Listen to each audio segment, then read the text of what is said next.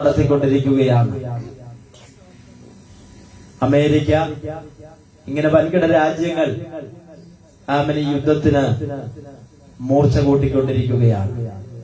എന്നാൽ ദൈവമക്കളാകുന്ന നാം ദൈവസന്നിധാനത്തിൽ ഒരു സമാധാനപരമായിട്ടുള്ള നീക്കത്തിന് വേണ്ടി പ്രാർത്ഥിക്കേണ്ടവരാണ്. നമ്മൾ ലോകത്തിന്റെ സമാധാനത്തിന് വേണ്ടി പ്രാർത്ഥിക്കുന്നവരാണ്. ആയതിനാൽ ദൈവം കാര്യങ്ങളെയൊക്കെ നിയന്ത്രിക്കട്ടെ. എന്നാൽ ലോകരാജ്യങ്ങളുടെ സമാധാനത്തിന് വേണ്ടി പ്രാർത്ഥിക്കാം. അപ്പോൾ തന്നെ ആയിരക്കണക്കിന് ദൈവമക്കളായിട്ടുള്ള പ്രിയപ്പെട്ടവർ വിദേശ രാജ്യങ്ങളിൽ ജോലിക്കായിട്ട് കടന്നുപോയിട്ടുള്ളവരുണ്ട്. അവരെയൊക്കെ ദൈവം അത്ഭുതകരമായിട്ട് പരിപാലിക്കുവാൻ ഇടയായി തീരട്ടെ എന്ന് ഞാനും ആത്മാർത്ഥമായി പ്രാർത്ഥിക്കുന്നു. ദൈവം നമ്മെ ധാരാളമായിട്ട് അനുഗ്രഹിക്കട്ടെ. വളരെ പ്രാർത്ഥനയോടെ ദൈവസന്നിധിയിൽ തുടർന്നുള്ള ചില നിമിഷങ്ങൾ നമുക്കായിരിക്കാം. 145 സങ്കീർത്തനമാണ് ഇന്ന് പകൽക്കാലം നമ്മുടെ സഭായോഗത്തിന്റെ അനുഗ്രഹത്തിന് വേണ്ടി നാം വായിക്കുവാനിടയായി തീർന്നത്. വളരെ മനോഹരമായതും ദൈവമക്കൾക്ക് വായിച്ച ആശ്വാസം കണ്ടെത്തുവാനും ആശ്വാസം പ്രാപിക്കുവാനും കഴിയുന്ന ദൈവവചനങ്ങളാണ് വേദപുസ്തകത്തിലേത്. എന്നാൽ ഈ 145 സങ്കീർത്തനത്തെ വായിച്ച് വിടുന്നവർക്ക് ഒരുപക്ഷെ ആ ചിന്തകൾ ഉണ്ടാകണമെന്നില്ല. എന്നാൽ ഒന്ന് പഠന വിധേയമാക്കിക്കൊണ്ട് അതിനെ ഒന്ന് പഠിക്കുകയാണെങ്കിൽ 5 വിഭാഗമായിട്ട് അതിനെ തിരക്കുവാൻ വേണ്ടി കഴിയും. 5ആയിട്ട് അതിനെ വിഭാഗിച്ച് 5 വിഷയങ്ങളാണ് ഈ സങ്കീർത്തനത്തിൽ അടങ്ങിയിരിക്കുന്നത്. 1 മുതൽ 7 വരെയുള്ള വാക്യങ്ങൾ ദൈവത്തിന്റെ മഹിമയെ ഓർത്തുകൊണ്ട് സങ്കീർത്തനക്കാരൻ ദൈവത്തിന് സ്തുതി അർപ്പിക്കുകയാണ്. എന്താണ്? ദൈവത്തിന്റെ മഹിമയെ ഓർത്തുകൊണ്ട് സങ്കീർത്തനക്കാരൻ ദൈവത്തിന് എന്ത് ചെയ്യുക? സ്തുതി അർപ്പിക്കുകയാണ്. 8, 9, 10 വാക്യങ്ങൾ ദൈവം ചെയ്ത നന്മയോർത്തുകൊണ്ട് ദൈവത്തിന് എന്ത് ചെയ്യുകയാണ്? സ്തുതിയും സ്തോത്രവും അർപ്പിക്കുകയാണ്. 11, 12, 13 വാക്യങ്ങൾ ദൈവത്തിന്റെ രാജ്യത്വത്തെ ഓർത്തുകൊണ്ട് സങ്കീർത്തനക്കാരൻ ദൈവത്തിന് മഹത്വം അർപ്പിക്കുന്നു. 14, 15, 16 വാക്യങ്ങൾ യഹോവയാകുന്ന ദൈവത്തിന്റെ കരുതൽ എത്ര വലിയതാണെന്ന് സങ്കീർത്തനക്കാരൻ മനസ്സിലാക്കിക്കൊണ്ട് ദൈവത്തിന്റെ മഹത്വത്തെ വർണ്ണിക്കുകയാണ്. 17, 18, 19, 21 വരെയുള്ള ലാസ്റ്റ് വാക്യങ്ങളിൽ ദൈവത്തിന്റെ രക്ഷിക്കുന്ന കരുണയെ കുറിച്ചുമാണ് പറയുന്നത്. 5 കാര്യങ്ങളാണ്. അവന്റെ നന്മ, ദൈവത്തിന്റെ രാജ്യത്വം, ദൈവത്തിന്റെ കരുതൽ, ദൈവം രക്ഷിക്കുന്ന ദൈവത്തിന്റെ മഹിമയെ ഓർത്തുകൊണ്ടുള്ള സ്തുതി എന്നിങ്ങനെ ഈ സങ്കീർത്തനം അവസാനിക്കുകയാണ്. എബ്രായ ലേഖന എഴുത്തുകാരുടെ ഇടയിൽ നിലനിൽക്കുന്ന ഒരു വിശ്വാസമുണ്ട്. ഈ സങ്കീർത്തനം 3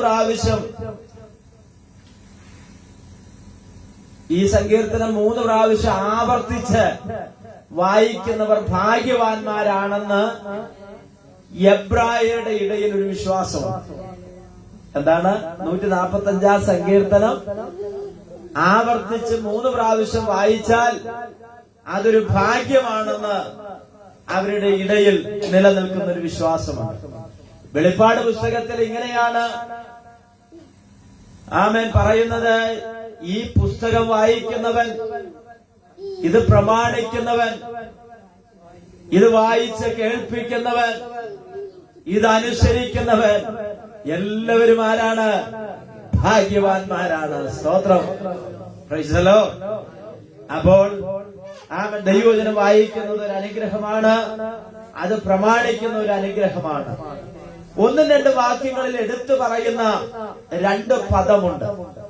ഈ 145 സങ്കീർത്തനത്തിന്റെ 1-ാമത്തെ വാക്യത്തിൽ എടുത്തു പറയുന്ന 2 പദം എന്താണ്? എന്റെ ദൈവമായ യഹോവേ, എന്റെ ദൈവമായ രാജാവേ, ഞാൻ നിന്നെ പുകഴ്ത്തും. 1, എന്റെ ദൈവമായ രാജാവെ ഞാൻ നിന്നെ എന്ത് ചെയ്യും? പുകഴ്ത്തും. ഇനി ഞാൻ നിന്റെ നാമത്തെ എന്നേക്കും വാഴ്ത്തും. നാൾതോറും ഞാൻ നിന്നെ വാഴ്ത്തും. ഞാൻ നിന്റെ നാമത്തെ എന്നേക്കും സ്തുതിക്കും. അപ്പൊ വാഴ്ത്തുകയും സ്തുതിക്കുകയും ചെയ്യാം. സങ്കീർത്തനക്കാരൻ പറയണേ, ഞാൻ നിന്നെ വാഴ്ത്തും, ഞാൻ നിന്നെ എന്ത് ചെയ്യും? സ്തുതിക്കും. രണ്ട് കാര്യങ്ങൾ പരിശുദ്ധാത്മാവ് ഓർപ്പിക്കുകയാണ്. ആരെല്ലാം ആരാധിച്ചാലും, ആരെല്ലാം സ്തുതിച്ചില്ലെങ്കിലും സ്തുതിച്ചാലും, സങ്കീർത്തനക്കാരൻ പറയുകയാണ്, അവൻ ദൈവത്തെ രാജാവായിട്ട് കാണുകയാണ്. സ്തോത്രം. അവൻ രാജാവായിട്ട്, അവൻ ഒന്നുകൂടെ അവൻ ദൈവത്തെ ഒരുപാട് പദങ്ങളിൽ, പേരുകളിൽ വേദപുസ്തകം നമ്മെ പരിചയപ്പെടുത്തുന്നുണ്ട്. കഴിഞ്ഞ ആഴ്ച 144 സങ്കീർത്തനത്തിൽ ഞാൻ ഒരു കാര്യം പറഞ്ഞു. എന്റെ പാറയായ യഹോവ വാഴ്ത്തപ്പെട്ടവനാണ്. സ്തോത്രം. അപ്പൊ ദൈവത്തിന് ഒരുപാട് പേരുകൾ പരിശുദ്ധാത്മാവ് രേഖപ്പെടുത്തിയിട്ടുണ്ട്. അപ്പൊ സങ്കീർത്തനക്കാരൻ പറയുകയാണ്, എന്റെ അവൻ രാജാവിനെ ഞാൻ എന്ത് ചെയ്യും? പുകഴ്ത്തും, അല്ലെങ്കിൽ വാഴ്ത്തും. അടുത്ത രണ്ടാമത്തെ വാക്യത്തിൽ പറയുകയാണ്, ഞാൻ നിന്നെ എന്ത് ചെയ്യും? സ്തുതിക്കുകയും ചെയ്യും. അപ്പൊ ഏറ്റവും കൊടുക്കാൻ യോഗ്യമായതും അത് സ്വീകരിപ്പാൻ യോഗ്യമായ ഒരാളാണ് സർവശക്തനാകുന്ന ദൈവം. നമുക്ക് സ്തുതിക്കാനും വാഴ്ത്താനും ആരെങ്കിലും ഉണ്ടെങ്കിൽ അത് സർവശക്തനാകുന്ന ദൈവം മാത്രമേ ഉള്ളൂ. അതിന് ഈ ലോകത്തിലുള്ള ഒരു മനുഷ്യനും ആ സ്തുതിയും ആരാധനയും അർഹിക്കുന്നില്ല. ചിലര് നിങ്ങൾ കാണാറില്ലേ? ചിലരെ കൈ തൊഴാറുണ്ട്, ചിലര് മുത്തം വെക്കാറുണ്ട്, ചിലരെന്ത് ചെയ്യും? പലതരത്തിൽ എന്ത് ചെയ്യാറുണ്ട്? ആരാധന അർപ്പിക്കുന്നവരുണ്ട്. എന്നാൽ തിരുവചനം പറയുകയാണ്, ഞാൻ എന്റെ മഹത്വം ആർക്കും വിട്ടുകൊടുക്കുകയില്ല. ആരാധന ദൈവത്തിനുള്ളത്, സ്തുതി സ്തോത്രങ്ങൾ ദൈവത്തിനുള്ളത്, മാനവും മഹത്വവും ദൈവത്തിനുള്ളതാണ്. നാം ഒരു സ്തോത്രം പറയുന്നതും സ്തുതി പറയുന്നതും കർത്താവിന് മാത്രമുള്ളതാണ്. Hallelujah, price the Lord. അത് സ്വീകരിപ്പാൻ യോഗ്യൻ ആ ദൈവം മാത്രമേ ഉള്ളൂ. നമ്മുടെ വിശ്വാസം എന്ന് പറയുന്നത് കർത്താവ് നമ്മുടെ നടുവിൽ ഉണ്ടെന്നുള്ളതാണ്. അതുകൊണ്ടാണ് നമ്മൾ ഈ കിഴക്കിന് വലിയ പ്രാധാന്യമൊന്നും കൊടുക്കാത്തത്. വടക്കിന് കൊടുക്കുന്നത് പോലുള്ള പ്രാധാന്യമാണ് കിഴക്കിന് നമ്മൾ കൊടുക്കുന്നത്. തെക്കിന് കൊടുക്കുന്ന പോലുള്ള പ്രാധാന്യമാണ് പടിഞ്ഞാറിന് നമ്മൾ കൊടുക്കുന്നത്. കിഴക്ക് നിന്ന് മാത്രമാണ് ദൈവം വരുന്നതെന്ന് നമ്മൾ വിശ്വസിക്കുന്നില്ല. അതുകൊണ്ട് കിഴക്കോട്ട് നോക്കിയുള്ള പ്രാർത്ഥനയ്ക്കും വലിയ പ്രാധാന്യം നാം കൽപ്പിക്കുന്നില്ല. കാരണം എന്തെന്നറിയാമോ? 2 or 3 പേർ എന്റെ നാമത്തിൽ പറഞ്ഞാട്ടെ, ഒന്നുകൂടെ പറഞ്ഞാട്ടെ. കൂടി വരുന്നവരുടെ നടുവിലെന്ന് ഒരു കൂട്ടര് പറയുന്നുണ്ട്, ഒരു കൂട്ടര് പറയുന്നത് എവിടെ കൂടി വന്നാലും എന്ന്. ഈ എവിടെ കൂടി വന്നാലും എന്നുള്ള പക്ഷത്ത് നിൽക്കുന്നവരൊന്ന് കൈവപ്പിക്കാൻ. ഇപ്പൊ പറഞ്ഞവരും പൊക്കുന്നില്ല. എന്നാൽ കൂടി വരുന്നവരുടെ നടുവിലാണെന്ന് പറഞ്ഞവരുടെ പക്ഷത്തുള്ളവരൊന്ന് കൈവപ്പിക്കാൻ, അതിനും പൊക്കുന്നു. അപ്പൊ നിങ്ങൾ ഇവർ ഏത് കൂട്ടത്തിലുള്ളവരാ? സഹോദരം, ചില പാസ്റ്റർമാരും പ്രസംഗിക്കുമ്പോഴും പ്രാർത്ഥിക്കുമ്പോഴും പറയും എവിടെ കൂടി വന്നാൽ.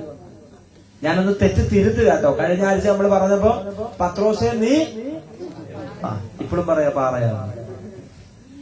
1.25 മണിക്കൂർ കഴിഞ്ഞ ആഴ്ച ഞാൻ പ്രസംഗിച്ചു. പത്രോസേ നീ പത്രോസാകുന്നു, പക്ഷെ ഈ പാറമേൽ ഞാൻ എന്റെ സഭയെ പണിയും. അതുപോലെ ഒന്ന് തിരുത്തുക, പല പ്രാവശ്യം തിരുത്തിയതെങ്കിലും ഒന്നുകൂടെ തിരുത്തുക. എവിടെ കൂടി വന്നാലും എന്നുള്ളതല്ല, എന്റെ നാമത്തിൽ കൂടി വരുന്നവരുടെ നടുവിൽ. അപ്പൊ കർത്താവ് വന്നിരിക്കുന്ന ഇവിടെ കിഴക്കാണോ, പടിഞ്ഞാറാണോ, തെക്കാണോ, വടക്കാണോ? രക്ഷിക്കപ്പെട്ട ദൈവകൃപയിൽ നിൽക്കുന്ന വേർപെട്ട ദൈവമക്കളുടെ നടുവിൽ ആ കർത്താവിന്റെ സാന്നിധ്യമുണ്ട്. Praise the Lord. വിശ്വസിക്കുന്ന ദൈവമക്കൾ ശക്തിയോടെ ദൈവത്തിനൊരു സ്തോത്രം പറ. ഹല്ലേലൂയ. അടുത്തൊരു കാര്യം എന്ന് പറയുന്നത്, ആ ദൈവത്തിന്റെ മുൻപിലാണ് നാം ഇരിക്കുന്നത് എന്നുള്ള ബോധ്യമാണ്. സർവശക്തനാകുന്ന ദൈവത്തിന്റെ മുൻപിലാണ് നാം ഇരിക്കുന്നത് എന്നുള്ള ബോധ്യം ആർക്കുണ്ടാകണം? വന്നിരിക്കുന്നവർക്കുണ്ടാകണം. ഷാജി പാസ മുൻപിലല്ല നിങ്ങൾ ഇരിക്കുന്നത്. സ്തോത്രം. അവൻ ഇവിടുത്തെ പ്രായമുള്ള ഒരു അച്ചായന്റെ മുൻപിലല്ല ഇരിക്കുന്നത്, ദൈവത്തിന്റെ മുൻപിലായിരിക്കുന്നത്. എന്റെ മുൻപിലാ നിങ്ങൾ ഇരിക്കുന്നതെങ്കിൽ നിങ്ങൾ കാലെ കയറ്റി വെച്ചിരുന്നു, എനിക്കൊരു പ്രശ്നമില്ല. എന്റെ മുൻപിലാ നിങ്ങൾ ഇരിക്കുന്നതെങ്കിൽ നിങ്ങൾ എങ്ങനെ വേണമെങ്കിലും ഇരുന്നു, എനിക്കൊരു വിഷയവുമില്ല. പക്ഷെ ഒരു കാര്യം ഞാൻ പറയാം, ഞാൻ ഇരിക്കുന്നത് ദൈവത്തിന്റെ മുൻപിലാണെന്നുള്ള ബോധ്യം നമ്മുടെ അകത്തുണ്ടെങ്കിൽ നമ്മുടെ ഇരിപ്പിനും അതുണ്ടാകും. സ്തോത്രം. Price the Lord. നമ്മുടെ ആരാധനയിലും അതുണ്ടാകും, നമ്മുടെ ഭക്തിയിലും അതുണ്ടാകും. എന്ന പകൽക്കാലം എന്നെ കേൾക്കുന്ന ദൈവമക്കളെ, ഭയത്തോടെ ആ ദൈവത്തിന്റെ മുൻപിൽ നാം ആയിരിക്കണം. Price the Lord. അപ്പൊ നോക്കി ഇവിടെ പറയുകയാണ്, ഞാൻ നിന്നെ വാഴ്ത്തും, ഞാൻ നിന്റെ നാമത്തെ എന്നേക്കും എന്ത് ചെയ്യും? സ്തുതിക്കും. ഞാൻ ആ നീന്നുള്ള അല്ലെങ്കിൽ നിന്നെ എന്നുള്ള ആ വാക്കൊന്ന് മാറ്റുക. ആമേൻ. അങ്ങയെ. സ്തോത്രം. നമ്മുടെ പ്രാർത്ഥനകളിലും നമ്മുടെ വായനകളിലുമൊക്കെ അങ്ങനെ ഒന്ന് തിരുത്തുകയാണെങ്കിൽ അതൊരു അനുഗ്രഹം. ആമേൻ. നോക്കി, പിണക്കമില്ലാത്ത നമ്മുടെ ദൈവമില്ലേ? നമ്മുടെ പ്രായത്തിൽ താന്നവർ നമ്മെ കയറി നീന്നൊന്ന് വിളിക്കട്ടെ. ഒപ്പത്തിന് പ്രായമുള്ളവര് അവനെന്നൊന്ന് പറയട്ടെ. നമ്മുടെ മുഖം എന്ത് ചെയ്യും? ചുളിയും. നമ്മുടെ മുഖത്തിന്റെ ഭാവം മാറും. പക്ഷെ നീ എന്ന് എത്രയോ പ്രാവശ്യം നമ്മൾ പറഞ്ഞു, അവനെന്ന് എത്ര പ്രാവശ്യം പറഞ്ഞു, എന്നിട്ട് നമ്മോട് പണക്കമുണ്ട്. സ്തോത്രം. ആ ദൈവത്തിന് പിണക്കമില്ലെന്ന്. എന്നാൽ നീ എന്ന് പറയാതെ അങ്ങയെ ഞങ്ങൾ സ്തുതിക്കുന്നു, ഞാൻ അങ്ങയെ വാഴ്ത്തുന്നു എന്നൊക്കെ ഒരു ബഹുമാന സൂചകമായിട്ട് പറയുകയാണെങ്കിൽ അത് കേൾക്കുന്നവർക്കും ഒരു അനുഗ്രഹമാണ്. ഞാൻ ആ ഭാഗത്തുനിന്ന് പോകുകയും, ഞാൻ നിന്റെ നാമത്തെ എന്നേക്കും സ്തുതിക്കും, യഹോവ വലിയവനും അത്യന്തം സ്തുത്യനുമാകുന്നു. ഇവിടെ ഞാനൊന്ന് നിന്ന് ചെറുതായിട്ടൊന്ന് ചിന്തിച്ചു. ദൈവത്തിന്റെ വചനം എന്ന് പറയുന്നത് ആഴമേറിയൊരു കടലാണ്. അതെത്ര പ്രസംഗിച്ചാലും എത്ര വായിച്ചാലും നമ്മളെ ചിന്തിപ്പിച്ചുകൊണ്ടിരിക്കും. പ്രാർത്ഥനയോടെ ദൈവാശ്രയത്തോടുകൂടെ ദൈവവചനത്തെ നാം സമീപിക്കുമ്പോൾ അത് ആഴങ്ങളിലേക്ക് നമ്മെ എന്ത് ചെയ്യും? നയിക്കുവാനിടയായി തീരും. രാജാവായിട്ട് ദാവീദും ഒരു രാജാവാണ്. പക്ഷേ ഈ ദാവീദ് ദൈവത്തെ ആരായിട്ട് കണ്ടു? രാജാവായിട്ട് കണ്ടു. രാജാവിന്റെ പ്രത്യേകതകൾ എന്തൊക്കെയാണ്? രാജാവിന് ചില പ്രത്യേകതകളൊക്കെയുണ്ട്. ലോകത്തിൽ ജനിച്ചു വീടുന്ന ആളുകൾ രാജാക്കന്മാരായിട്ട് അരമനകളിലോ അവരുടെ കൊട്ടാരങ്ങളിലോ ജനിച്ചു വീഴുമ്പോൾ കർത്താവിനെ പറ്റി പറയുന്നത് അവൻ രാജാതിരാജാവാണ്. അവൻ വെറും രാജാവല്ല, രാജാതിരാജാവാണ്. ഈ രാജാവിന്റെ പ്രത്യേകത എന്താ? രാജാവിന് നീതിനിഷ്ഠയുള്ളവനാണ്. രാജാവിന് എന്തുണ്ട്? നീതിനിഷ്ഠയുണ്ട്. എന്ന് പറഞ്ഞാൽ പറയുന്ന കാര്യങ്ങൾ ചെയ്യാൻ, നീതിയോടെ ചെയ്യാൻ അദ്ദേഹം എന്താണ്? ഉറപ്പുള്ളവനും തീരുമാനമുള്ള ഒരു മനുഷ്യനാണ്. അവൻ രാജാവിന് നീതിനിഷ്ഠയുണ്ട്. അവൻ പ്രജാവത്സലനാണ്. തന്നോട് കൂടെയുള്ളവരെ സ്നേഹിക്കുന്ന വാത്സല്യമുള്ളയാളാണ്. തനിക്ക് ധീരതയുണ്ട്. 3 കാര്യമാണ്. ഒന്നെന്താണ്? ഒന്ന് നീതിനിഷ്ഠ. ഒരു രാജാവിന്റെ ഏറ്റവും വലിയ ഗുണമെന്ന് പറയുന്നത് നീതി നടപ്പാക്കുക എന്നുള്ളത്. ഒരു രാജാവിന്റെ ഏറ്റവും വലിയ ഗുണമെന്ന് പറയുന്നത് എന്താണ്? നീതി നടപ്പാക്കുക എന്നുള്ളതാണ്. പക്ഷപാതമില്ലാതെ എല്ലാറ്റിനെയും എല്ലാവരെയും ഒരുപോലെ കാണാൻ ഉള്ള കഴിവ് തനിക്കുണ്ടാകും. ആമേൻ. എന്താണ്? പക്ഷപാതമില്ലാതെ നീതിയോടുകൂടെ ഒരുപോലെ കാര്യങ്ങളെ വീക്ഷിക്കാനുള്ള കഴിവുള്ളവനാണ് ആര്? നീതിനിഷ്ഠയുള്ള വ്യക്തി. അപ്പം ഇവിടെ ദാവീദ് പറയുകയാണ്, ഞാൻ എന്റെ രാജാവിനെ എന്ത് ചെയ്യും? വാഴ്ത്തും. അപ്പൊ യഹോവയാകുന്ന ദൈവത്തിന് എന്തുണ്ട്? അവൻ നീതിനിഷ്ഠയുണ്ട് എന്ന് പറഞ്ഞ പക്ഷപാതമില്ല. ദൈവത്തിന് എന്തില്ല? ഒരു നാളും എന്തില്ല? അനീതിയില്ല. എല്ലാവരെയും ഒരുപോലെ കാണുന്ന ദൈവം. ഇവിടെ ഇരിക്കുന്ന 50 പേരുണ്ടെങ്കിൽ 50 പേരെയും ഒരുപോലെ കാണുന്ന ദൈവം. സ്തോത്രം. പിന്നെ അതിനകത്ത് മറ്റൊരു കാര്യം പറഞ്ഞു കിടപ്പുണ്ട്. എന്തെന്നറിയാമോ? നമുക്ക് 3 മക്കളെയോ 4 മക്കളെയോ 2 മക്കളെയോ ഒരാളെയോ ദൈവം തന്നിട്ടുണ്ട്. നമുക്ക് തന്ന മക്കളോട് എല്ലാവരോടും നമുക്ക് ഇഷ്ടമാണ്. പക്ഷേ അനുസരിക്കുന്ന മക്കളോട് ഒരു പടി കൂടെ മാതാപിതാക്കൾക്ക് എന്ത് കൂടും? ഇഷ്ടം കൂടും. പാസ്റ്റർക്ക് അവരോട് ഇച്ചിരി ഇഷ്ടം കൂടുതൽ. പാസ്റ്റർക്ക് ഇവരോടൊരു ഇച്ചിരി ഇഷ്ടം എന്താ? കൂടുതലാ. ആ സഹോദരനോടെന്താ? ഇഷ്ടം കൂടുതലാ. ഞാൻ പറഞ്ഞത് എല്ലാവരോടും ഇഷ്ടമുണ്ടെങ്കിലും മാതാപിതാക്കൾക്ക് അവരുടെ മക്കളിൽ അവർ പറയുന്നത് അനുസരിക്കുന്നവരോട് ഒരു പടി കൂടെ ഇഷ്ടം എന്ത് ചെയ്യും? കൂടും. അപ്പൊ ഞാൻ പറഞ്ഞു വന്നത്, നീതിനിഷ്ഠയുള്ളവൻ തന്റെ പ്രജകളെ സ്വന്തം മക്കളെ പോലെ സ്നേഹിക്കുകയും അവരുടെ ക്ഷേമത്തിനായി പ്രവർത്തിക്കുകയും ചെയ്യുന്നവനാണ്. രാജാവിന്റെ അടുത്ത ഗുണമെന്ന് പറയുന്ന പ്രജാവത്സലനാണ്. എന്ന് പറഞ്ഞാൽ സ്വന്തം മക്കളെ സ്നേഹിക്കുന്നത് പോലെ തന്റെ പ്രജകളെ സ്നേഹിക്കുവാനും കരുതുവാനുമുള്ള മനസ്സുള്ളവനാണ്. നമ്മുടെ ദൈവം ആരാണ്? ദാവീദിന്റെ ഭാഷയിൽ രാജാവായിട്ട് എന്ത് ചെയ്യുക? ദാവീദ് കാണുക. എന്താ കാരണം? ആമൻ ഈ ദൈവത്തിന് ആമൻ തന്റെ മക്കളോടെല്ലാം എന്താണ്? വലിയ സ്നേഹമാണ്, വലിയ വാത്സല്യമാണ്. ദൈവത്തിന് മക്കളുമുണ്ട്, പ്രിയ മക്കളുമുണ്ട്. സ്തോത്രം. അവനെ കൈക്കൊണ്ട് അവന്റെ നാമത്തിൽ വിശ്വസിക്കുന്ന ഏവർക്കും പ്രിയമക്കൾ എന്നാണ് പറഞ്ഞത്. ദൈവമക്കളാകുവാൻ അവൻ അധികാരം കൊടുത്തു. അപ്പം അവനെ കൈക്കൊണ്ട് അവന്റെ നാമത്തിൽ വിശ്വസിക്കുന്ന ഏവർക്കും മക്കളാകാൻ അധികാരം കൊടുത്തു. എന്ന പ്രിയ മക്കൾ ആരാന്നറിയാമോ? അവന്റെ ഇഷ്ടം ചെയ്യുന്നവരാണ് ദൈവത്തിന്റെ പ്രിയ മക്കൾ. അതുകൊണ്ടാണ് സങ്കീർത്തനത്തിൽ മറ്റൊരു ഭാഗത്ത് പറയുകയാണ്, എനിക്ക് പ്രിയമുള്ളവർ വിടുവിക്കപ്പെടേണ്ടതിന്. ശ്രദ്ധിച്ച് ആമൻ. എന്റെ മക്കളെന്നല്ല അവിടെ വിശേഷിപ്പിക്കുന്നത്, എനിക്ക് പ്രിയമുള്ളവർ വിടുവിക്കപ്പെടേണ്ടതിന്. അപ്പൊ ദൈവത്തിന് ആരുണ്ട്? മക്കളുമുണ്ട്, പ്രിയ മക്കളുമുണ്ട്. സ്തോത്രം.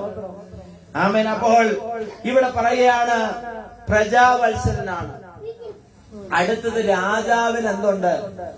ധീരതയുണ്ട്. രാജാവിന് എന്തുണ്ട്? ധീരതയുണ്ടെന്ന് പറഞ്ഞാൽ ശത്രുക്കളിൽ നിന്ന് രാജ്യത്തെ സംരക്ഷിക്കുവാനുള്ള ധീരതയും യുദ്ധ നൈപുണ്യവും അത് അനിവാര്യമാണ്. ആരെല്ലാം വാഴ്ത്തിയോ ആരെല്ലാം സ്തുതിച്ചോ എന്നത് ആമൻ ദൈവത്തിന്റെ വിഷയമല്ല. ആമൻ. ധീരതയുള്ളവർക്ക് യുദ്ധക്കളത്തിൽ ജയമുള്ളൂ. സ്വതന്ത്രം. ഗിദയോനോടുകൂടെ യുദ്ധത്തിന് വേണ്ടി 32,000 പേരാണ് എന്ത് ചെയ്ത് ഇറങ്ങി പുറപ്പെട്ടത്. ഗിദയോനോടുകൂടെ എത്ര പേര് ഇറങ്ങി പുറപ്പെട്ടെ? 32,000 പേര്.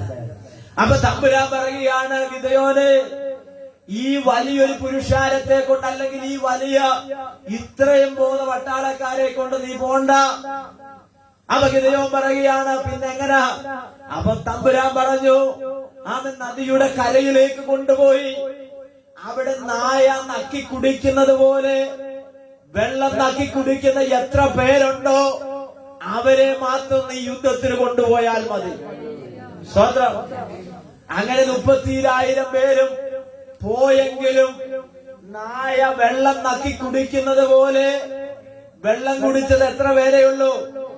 300 പേരെയുള്ളൂ. എന്താ ഈ നായ വെള്ളം കുടിക്കുന്നതിന്റെ പ്രത്യേകത നിങ്ങൾ ശ്രദ്ധിച്ചിട്ടുണ്ടോ? ശ്രദ്ധിച്ചിട്ടുണ്ടോ? ഒന്ന് പറഞ്ഞാട്ടച്ചായമാരെ. ഉണ്ട്, ഉള്ളവരൊന്ന് പറഞ്ഞേ. അറിയാത്ത കാര്യമുണ്ടെങ്കിൽ എനിക്കും കൂടി ഒന്ന് മനസ്സിലാക്കി. പിന്നെ സ്വോത്രം സഹോദരിമാരെന്ന് പറഞ്ഞാൽ ഇതൊക്കെ തന്നല്ലേ. അത് വെള്ളം നക്കി കുടിക്കുകയാണെങ്കിലും അതിന് കണ്ണെവിടാന്നറിയാമോ? ഈ പറമ്പിൽ ഏതെങ്കിലും ഒരു ശത്രു കയറുന്നുണ്ടോന്ന് അവന്റെ നോട്ടം. അത് ഭക്ഷണം കഴിക്കുകയാണെങ്കിലും വെള്ളം കുടിക്കുകയാണെങ്കിലും ശ്രദ്ധിക്കാത്തവരൊന്ന് ചെന്ന് ശ്രദ്ധിച്ചോ. അത് വെള്ളം കുടിക്കുമ്പോഴും അതിന്റെ മുൻപിലിരിക്കുന്ന ഭക്ഷണം കഴിക്കുമ്പോഴും അതിന്റെ കണ്ണ് അതിന് ഏൽപ്പിച്ചിട്ടുള്ള ആ കോമ്പൗണ്ടുകൾ പരതി നടക്കുകയാണ്. എന്താ കാരണം എന്നറിയാമോ? മറ്റ് നായക്കളോ മറ്റു ശത്രുക്കളോ വന്യമൃഗങ്ങളോ ഏതെങ്കിലും ഒരു മനുഷ്യനോ ആ കോമ്പൗണ്ടിൽ വരുന്നതാണ് അതിന്റെ നോട്ടം എന്ന് പറയുന്നത്. സ്വോത്രം. ഞാൻ കേട്ടിട്ടുണ്ട്, ഈ കുതിരകളെയൊക്കെ യുദ്ധത്തിന് വേണ്ടി കൊണ്ടുപോകുന്ന തലേ രാത്രിയിൽ അവർക്ക് ഭക്ഷണം കൊടുക്കും. ഭക്ഷണം കൊടുക്കുമ്പോൾ അതിനകത്ത് കല്ലുകൾ കൂടെ എന്ത് ചെയ്യും? ഇട്ടിട്ട് കുഴച്ചിട്ടാ കൊടുക്കും.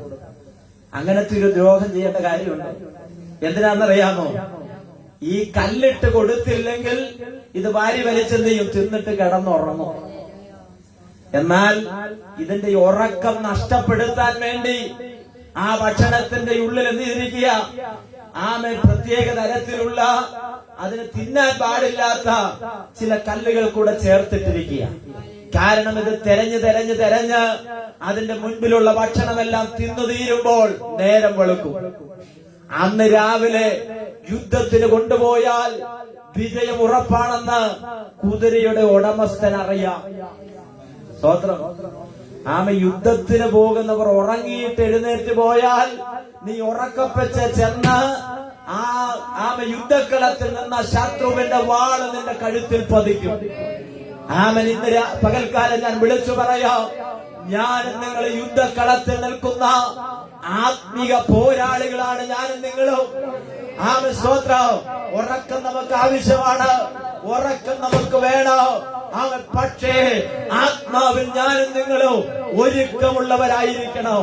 ആത്മാവിൽ ഞാനും നിങ്ങൾ ശക്തിയുള്ളവരായിരിക്കണം. അങ്ങനെയെങ്കിലേ നമ്മെ പിടിച്ചു കെട്ടുവാൻ വേണ്ടി വരുന്ന പിശാചിനെ തോൽപ്പിച്ചുകൊണ്ട് അവന്റെ മേൽ അധികാരം നമുക്ക് ഏറ്റെടുക്കുവാൻ കഴിയുകയുള്ളൂ. അർദ്ധരാത്രിയിൽ നിനക്കെതിരെ പാഞ്ഞു വിടുന്ന അസ്ത്രം പോലെ നിന്റെ നെഞ്ചത്ത് തറയ്ക്കുവാൻ വേണ്ടി വരുന്ന ശത്രുവിന്റെ ആയുധത്തെ നിനക്ക് തറ പറ്റിക്കണമെങ്കിൽ ആത്മാവിൽ ഞാനും നിങ്ങൾ നിറയപ്പെട്ടേ മതിയാകുകയുള്ളൂ. ചിലര് വിശ്വസിക്കുന്നത് പിശാചില്ല, സാത്താനില്ല, ഇതൊന്നും ഇല്ലെന്ന് വിശ്വസിക്കുന്ന ആളുകളുണ്ട്. ദൈവമുള്ളതുപോലെ സാത്താനും പിശാചും ഉണ്ട്. സ്വതന്ത്രം. എന്നാൽ ഒരു കാര്യം പറയാം, ഇതൊക്കെ അതിന്റെ പണിപ്പുരയിൽ അതിന്റെ പരിപാടികൾ നടത്തും. പക്ഷെ ദൈവമക്കളാകുന്ന നമ്മുടെ മേൽ അതാധിപത്യം സ്ഥാപിക്കുന്നത് എപ്പോഴാണെന്നറിയാമോ? ദൈവകൃപയിൽ നാം മാറി നിൽക്കുമ്പോഴാണ്. ദൈവകൃപയിൽ നിന്ന് ഞാൻ നിങ്ങൾ മാറിപ്പോകുമ്പോഴാണ് അത് നമ്മളെ കീഴ്പ്പെടുത്തുവാൻ ഇടയായി തീരുന്നത്. അല്ലാത്തവരെ ഇതെന്ത് ചെയ്യത്തില്ല, തൊടാൻ കഴിയത്തില്ല. എന്താ കാരണം എന്നറിയാമോ? യേശുവിന്റെ രക്തത്താൽ പൊതിയപ്പെട്ട ദൈവമക്കളെ തൊടാൻ അവന് ഭയമാണ്. അതുകൊണ്ടാണ് നാം പറയുന്നത്, യേശുവിന്റെ രക്തത്തിൽ പൊതിയപ്പെടണം. നമ്മുടെ ഭവനത്തെയോ നമ്മുടെ കോമ്പൗണ്ടിനെയോ നമ്മെയും യേശുവിന്റെ രക്തം കൊണ്ട് പൊതിയുവാനിടയായി തീരണം. സ്തോത്രം. Price the Lord. നോക്കി 6ാമത്തെ വാക്യം ഒന്ന് വായിച്ചാട്ടെ. 145 സങ്കീർത്തനത്തിന്റെ 6ാമത്തെ വാക്യം. നിന്റെ ഭയങ്കര പ്രവൃത്തികളുടെ ബലം പ്രസ്താവിക്കും, ഞാൻ നിന്റെ മഹിമയെ വർണ്ണിക്കും. നോക്കിക്കേ, മനുഷ്യൻ നിന്റെ ഭയങ്കര പ്രവൃത്തികളുടെ ബലം പ്രസ്താവിക്കും, ഞാൻ നിന്റെ മഹിമയെ വർണ്ണിക്കും എന്ന് പറഞ്ഞാൽ ഞാൻ നിന്റെ സാക്ഷിയായിക്കോളാം. സ്തോത്രം. ഇതൊക്കെ പ്രസിദ്ധപ്പെടുത്തുവാൻ ഞാൻ ദൈവത്തിന്റെ സാക്ഷിയായിക്കോളാം. ആര് പറയുക? സങ്കീർത്തനക്കാരൻ പറയുക. ദൈവം നമ്മെ കുറിച്ച് ആഗ്രഹിക്കുന്ന ആമൻ ഏറ്റവും വലിയ മഹത്തരവും ശ്രേഷ്ഠകരമായ ഒന്നാണ് യേശുവിന്റെ സാക്ഷികളാകുക എന്നത്. അതുകൊണ്ടാണ് കർത്താവ് പറഞ്ഞു, ആകയാൽ നിങ്ങൾ പുറപ്പെട്ട് പിതാവിന്റെയും പുത്രന്റെയും പരിശുദ്ധാത്മാവിന്റെയും നാമത്തിൽ സ്നാനം കഴിപ്പിച്ചു. ആമൻ അവരെന്ത് ചെയ്യുക? എന്റെ ശിഷ്യരാക്കിക്കൊള്ളുവിൻ, ലോകാവസാനത്തോളം ഞാൻ നിങ്ങളോട് കൂടെയുണ്ട്. ആമൻ നിങ്ങൾ പോയി എന്റെ സുവിശേഷം പ്രസംഗിപ്പീൻ. സ്തോത്രം. എന്ന് പറഞ്ഞാൽ യേശുവിന്റെ സാക്ഷിയായിട്ട് ഞാനും നിങ്ങളും തീരണമെന്നുള്ളതാണ് ദൈവം എന്ത് ചെയ്യുന്നത്? നമ്മെ കുറിച്ച് ആഗ്രഹിക്കുന്നത്. നമ്മളെ കാണുന്നവർ ആരെ കാണട്ടെ? യേശുവിനെ കാണട്ടെ. ആമൻ നമ്മെ അറിയുന്നവർ ആരെ അറിയട്ടെ? യേശുവിനെ അറിയട്ടെ. സ്തോത്രം.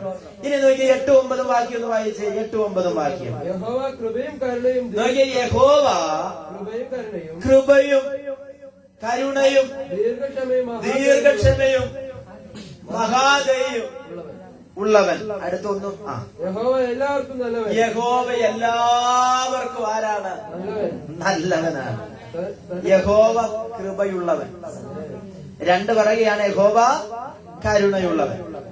യഹോവയ്ക്ക് എന്തുണ്ട്? ദീർഘക്ഷമയുണ്ട്, മഹാദയുണ്ട്. ഇനി ഒന്നുകൂടി പറഞ്ഞാൽ എല്ലാവർക്കും നല്ലവൻ. സ്തോത്രം. ആമൻ. ഇവിടെ മഴ കഴിഞ്ഞ ദിവസം പെയ്യിച്ചപ്പം നമ്മുടെ പറമ്പിൽ മാത്രമാണോ പെയ്ത്? എല്ലാവർക്കും കൊടുത്തു. ആമൻ. നീതിമാന്റെ മേലും ദുഷ്ടന്റെ മേലും മഴ പെയ്യിക്കുന്ന ദൈവം എന്ന് പറഞ്ഞാൽ ദൈവം എല്ലാവർക്കും നല്ലവനാണ്. സ്തോത്രം. അതുകൊണ്ട് ആ പാട്ടുകാരൻ പാടുന്നത്, ദൈവം നല്ലവൻ, എല്ലാവർക്കും നല്ലവൻ, തന്മക്കൾക്കെന്നും പരിചയ. ദൈവം നല്ലവൻ, എല്ലാവർക്കും നല്ലവൻ, തന്മക്കൾക്കെന്നും പരിചയ.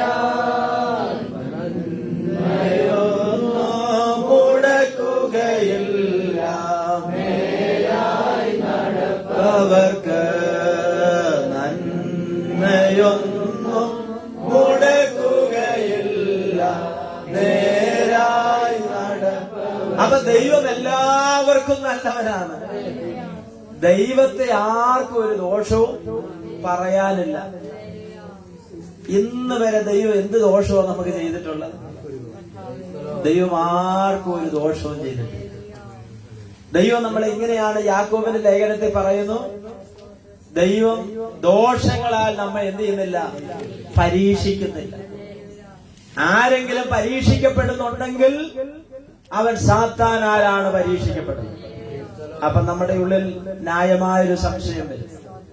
അപ്പം ഞങ്ങളൊക്കെ ഈ പരീക്ഷിക്കപ്പെടുന്നത്, നമ്മൾ പരീക്ഷിക്കപ്പെടുകയല്ല, നമ്മൾ പരിശോധിക്കപ്പെടുകയാണ്. ഒരു ചെറിയ പരിശോധനയാണ്. ആമൻ. ചെറിയ രോഗങ്ങൾ, ചെറിയ ഞെരുക്കങ്ങൾ, ചെറിയ സാമ്പത്തിക തകർച്ചകൾ, ആമൻ, ചെറിയ പ്രതിസന്ധികളുടെ നടുവിൽ കൂടെയൊക്കെ നാം കടന്നു പോകുന്നത് പരീക്ഷയല്ല, മറിച്ച് അതൊരു പരിശോധനയാണ്. ഈ പരിശോധന എന്തിനു വേണ്ടിയാ? ആമൻ, നിന്റെ അകത്ത് കിടക്കുന്ന ചില രോഗങ്ങളെ കണ്ടുപിടിക്കാനാണ്. സ്തോത്രം. എന്ത് രോഗമാണെന്നറിയാമോ? ചില ആത്മീക രോഗങ്ങളെ കണ്ടുപിടിക്കാനുള്ളതാണ്. ഞാൻ സാധാരണ പറയാറുണ്ട്, ഡോക്ടറോട് നമ്മൾ പറയും എന്താ വന്നതെന്ന് ചോദിച്ചാൽ നമ്മൾ പറയും പനിയായിട്ട് വന്നതാണ്, അല്ലേ? ഡോക്ടറുടെ അടുത്ത് സത്യത്തെ നമ്മൾ എന്തിനാ ചെല്ലുന്നത്? ഈ അസുഖം എന്താണെന്ന് അറിയാൻ വേണ്ടി. അപ്പൊ ഡോക്ടർ നമ്മളോട് ചോദിക്കുകയാണ് എന്താ സംഭവിച്ചത്. അപ്പൊ നമ്മൾ പറയും കുറച്ച് ദിവസമായിട്ട് തലയ്ക്ക് ഭയങ്കര പെരുപ്പ്, തലയ്ക്ക് ഭയങ്കര വേദന, കാലിന് ഭയങ്കര വേദന എന്നുള്ള രോഗലക്ഷണങ്ങളൊക്കെ നമ്മൾ പറയും. അപ്പൊ അദ്ദേഹത്തിന്റെ കയ്യിലിരിക്കുന്ന ആ സാധനമില്ലേ, എന്താ സ്റ്റെതസ്കോപ്പ് അല്ലേ? ആ സാധനം വെച്ച് നമ്മുടെ നെഞ്ചത്ത് ഒന്ന് അമർത്തി പിടിക്കും. എന്നിട്ട് പറയും ശ്വാസം ഒന്ന് നന്നായിട്ട് എന്ത് ചെയ്യാൻ പറയും, വലിച്ച് പുറത്തേക്ക് വിടും. എന്നിട്ട് പറയും ഒന്ന് തിരിഞ്ഞിരിക്കാൻ പറയും. തിരിഞ്ഞിരുന്ന് കഴിയുമ്പോ ഒന്നെന്ത് ചെയ്യും, അമർത്തി പുറത്തു എന്ത് ചെയ്യും, അപ്പുറത്തും ഇപ്പുറത്തും ഒക്കെ. എന്നിട്ടും അങ്ങോട്ട് വ്യക്തമല്ലെങ്കിൽ ജോമീഷെ ഒന്ന് കേറി എന്ത് ചെയ്യാൻ പറയും, കിടക്കാം. എന്നിട്ട് തിരിച്ചു മറച്ചു വിട്ട് എന്ത് ചെയ്യാം, ഒന്ന് പരിശോധിക്കും. പരിശോധിച്ച് കഴിയുമ്പോ ഇതിന്റെ അകത്ത് നിന്ന് ഡോക്ടർക്ക് മനസ്സിലാവും, നമുക്ക് മനസ്സിലാകത്തില്ല. പക്ഷെ ഡോക്ടർക്ക് മനസ്സിലാകും ഇതിനകത്ത് ആവശ്യമില്ലാത്ത ചില ശബ്ദങ്ങളും ചില കാര്യങ്ങളൊക്കെ അവർക്ക് ആ മെഡിക്കൽ ഭാഷയിൽ അവർ പഠിച്ചിട്ടുള്ള കാര്യങ്ങളിൽ നിന്ന് അവർക്ക് മനസ്സിലാകും. ഇതിനകത്ത് ചില കാര്യങ്ങളുണ്ട്. അവർക്ക് സംശയം വന്നാൽ അവർ പറയും ഒരു MRI എടുത്തോണ്ട് വാ, അല്ലെങ്കിൽ ഒരു CT സ്കാൻ എടുത്തോണ്ട് വാ, അല്ലെങ്കിൽ ബ്ലഡ് കൊണ്ടുപോയി പരിശോധിക്കുക. ഇന്ന കാര്യങ്ങളൊക്കെ പരിശോധിച്ച് എന്റെ റിസൾട്ടുമായിട്ട് വരാൻ പറ്റും. അപ്പൊ എന്തിനാണ് ഡോക്ടർ നമ്മളെ പരിശോധിക്കുന്നത്? നമ്മുടെ അകത്തുള്ള രോഗത്തെ കണ്ടുപിടിക്കാൻ. ദൈവം നമ്മളെ പരിശോധിക്കുന്നത് എന്തിനു വേണ്ടിയാണ്? നമ്മുടെ അകത്ത് കിടക്കുന്ന സ്തോത്രം ആവശ്യമില്ലാത്ത ദൈവം നമ്മളെ എന്ത് ചെയ്യുക, ചിലത് കണ്ടുപിടിക്കുകയാണ്. നീ വിശ്വാസത്തിൽ എത്രത്തോളം നിൽക്കുമെന്ന്, നിന്റെ വിശ്വാസത്തിന്റെ അളവ് എത്രയുണ്ടെന്നോ, നിന്റെ പ്രാർത്ഥനയുടെ വിശ്വാസം എത്രയുണ്ടെന്നോ തിരിച്ചറിയാൻ വേണ്ടി ദൈവം നിന്നെ പരിശോധിക്കുകയാണ്. ആ പരിശോധനയിൽ ചിലരെന്ത് ചെയ്യും, തോറ്റുപോകും. ചിലരെന്ത് ചെയ്യും, തോറ്റുപോകും. ഇനി എനിക്ക് ഈ ദൈവത്തെ വേണ്ട. എന്താ കാരണം? ഈ ദൈവത്തെ ആരാധിച്ചിട്ടും ഞാൻ ഇപ്പോഴും രോഗിയാണ്. സ്തോത്രം. രക്ഷിക്കപ്പെട്ടു എന്ന് കരുതി ആരും തെറ്റിദ്ധരിക്കരുത്. ഇനി ഈ ശരീരത്തിൽ രോഗമുണ്ടാകില്ല, ഇനി ഈ ശരീരത്തിൽ യാതൊരു പ്രയാസവും ഉണ്ടാകത്തില്ലെന്ന് ആരും തെറ്റിദ്ധരിക്കരുത്. ഇത് മണ്ണായ ശരീരമാണ്, ഇത് താഴ്ചയുള്ള ശരീരമാണ്. എന്നാൽ രോഗമില്ലാത്തൊരു ശരീരം ദൈവം നമുക്ക് തരും. അതെന്നാന്നറിയാമോ? സ്വർഗീയമായ ശരീരം, വിൺമയമായിട്ടുള്ളൊരു ശരീരം നമുക്ക് തരും. അതിനകത്ത് രോഗമില്ല, അതിനകത്ത് ക്ഷീണമില്ല, അതിനകത്ത് ഭാരമില്ല, കഷ്ടതയില്ലാത്ത, പട്ടിണിയില്ലാത്ത, വേദനയില്ലാത്ത ഒരു നിത്യതയുടെ തുറമുഖം നമുക്ക് വേണ്ടി ഒരുക്കപ്പെടുന്നുണ്ടെന്നുള്ളതാണ് ദൈവമക്കളാകുന്ന നമ്മുടെ പ്രത്യാശ. സ്തോത്രം. പക്ഷേ രോഗമുണ്ടെങ്കിലും നമ്മുടെ വിശ്വാസം കർത്താവ് നമ്മളെ സൗഖ്യമാക്കും. അല്ലെ നമ്മൾ കുടിക്കുന്ന മരുന്നിൽ ദൈവം നമുക്ക് വിടുതൽ തരും.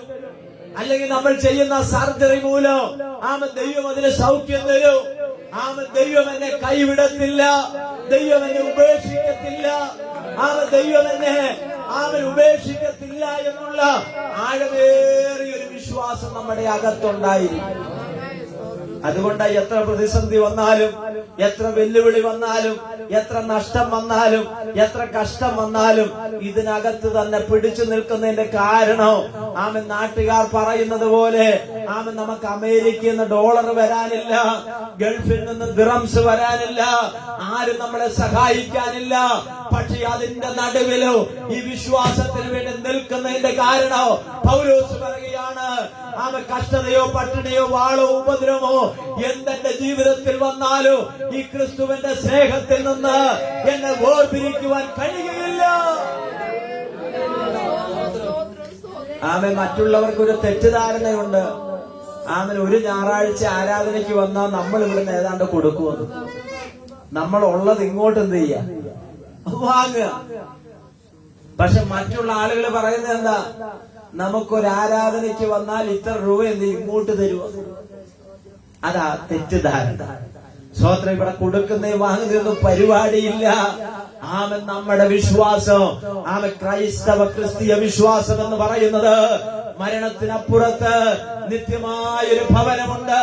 കൈപ്പണിയാകുന്ന ഈ വീട് അഴിഞ്ഞു പോയാലും നിത്യമാകുന്ന കൈപ്പണി അല്ലാത്ത ഒരു വീട് സ്വർഗത്തിൽ എനിക്കുണ്ട്.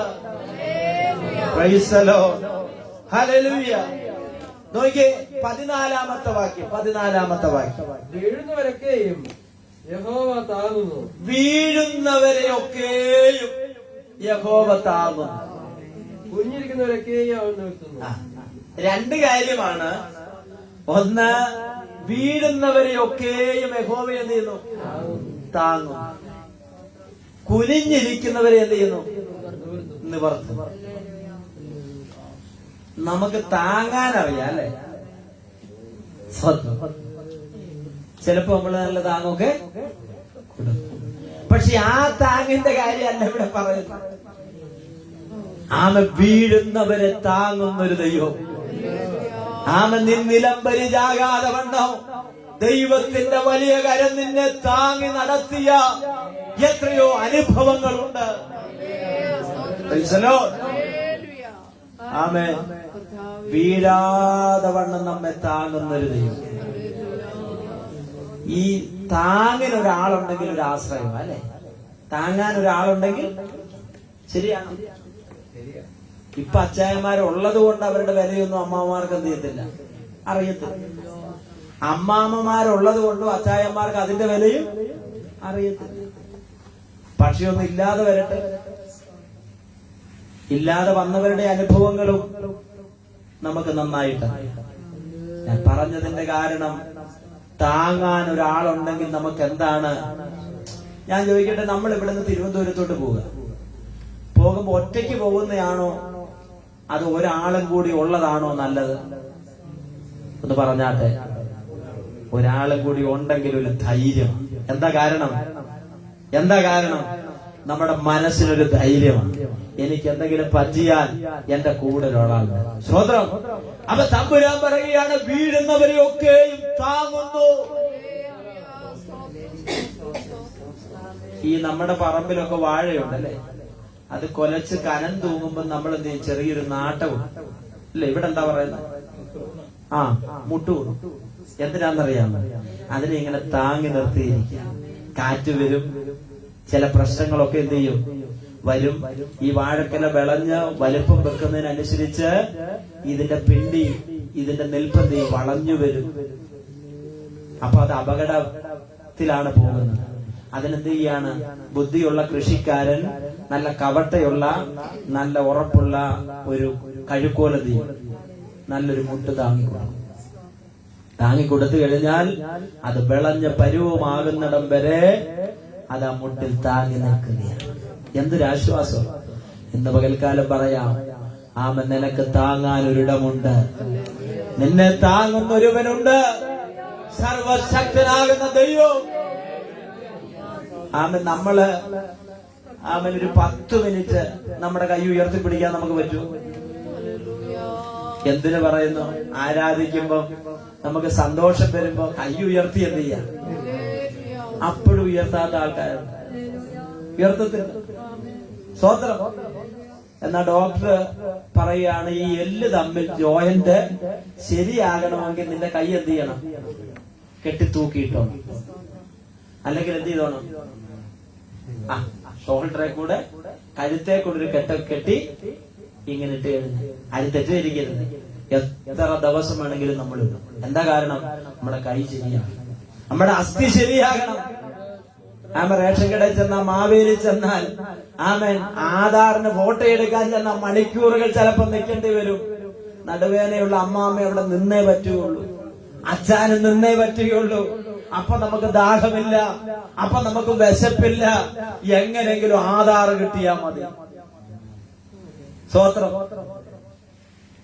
കൈയൊന്ന് ഉയർത്തിപ്പിടിക്കാന്ന് പറഞ്ഞാൽ പലപ്പോഴും നമുക്ക് സാധിക്കുന്നില്ല. സ്വോത്രം. ഇത് ഉയർത്താൻ പറ്റാത്തൊരു സമയം വരും. അപ്പച്ചന്മാരൊക്കെ പറയുന്നത് കേട്ടിട്ടില്ലേ?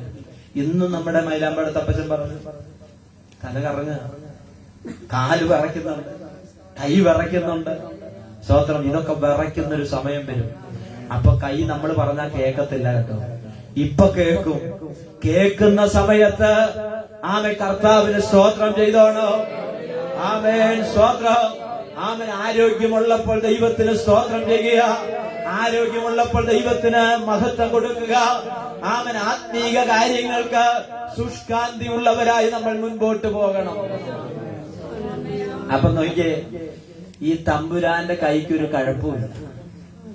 എത്ര വേണമെങ്കിലും നിന്നെ താങ്ങും. താങ്ങുന്ന ദൈവം കൂടെയുള്ളപ്പോ തകരുന്നതെന്തേ കുഞ്ഞേ?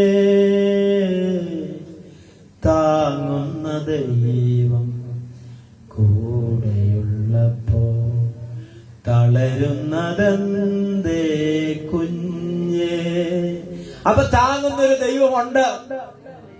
ആ ദൈവം ഇതുവരെ നമ്മെ എന്ത് ചെയ്തു? കൊണ്ടുവന്നു. അവൻ ആ ദൈവം അക്കരെ എത്തിക്കാൻ അവൻ വിശ്വസ്തനാണ്.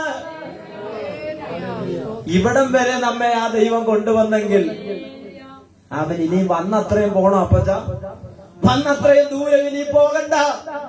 ഇനി ചെറിയൊരു ദൂരം മാത്രമേ നമ്മുടെ മുൻപിൽ അവശേഷിക്കുന്നുള്ളൂ. ചെറിയൊരു ദൂരം. നമ്മുടെ പ്രായം ഒന്ന് എഴുതി, ആ ദിവസങ്ങൾ ഒന്ന് എഴുതി, ഒന്ന് കണക്ക് കൂട്ടുകയും. ഒത്തിരി ദിവസങ്ങളൊന്നുമില്ല. 100 വയസ്സുള്ള അപ്പച്ചന്മാരും അമ്മച്ചിമാരും 36,500 ദിവസം ഇവിടെ എന്ത് ചെയ്യുള്ളൂ ജിനു, അല്ലേ? 100 വയസ്സുള്ള, 100 തികയുന്നില്ല. 90 വയസ്സുള്ള ആള്, 80 വയസ്സുള്ള ആള്, 70 വയസ്സുള്ളവർ ചില ദിവസങ്ങൾ മാത്രമേ ഉള്ളൂ. നിങ്ങള് ഒന്ന് കൂട്ടി വയ്ക്കുക.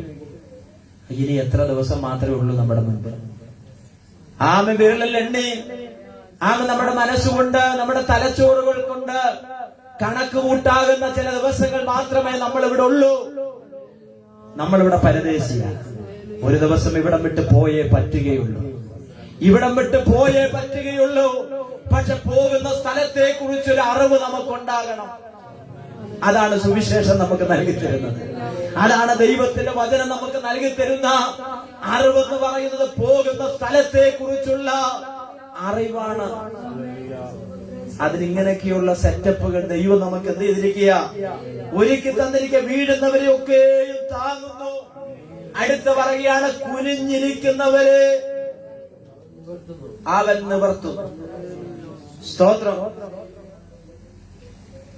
വീഴാതി കുനിഞ്ഞിരിക്കുന്നവരെ അവൻ എന്ത് ചെയ്യുന്നു?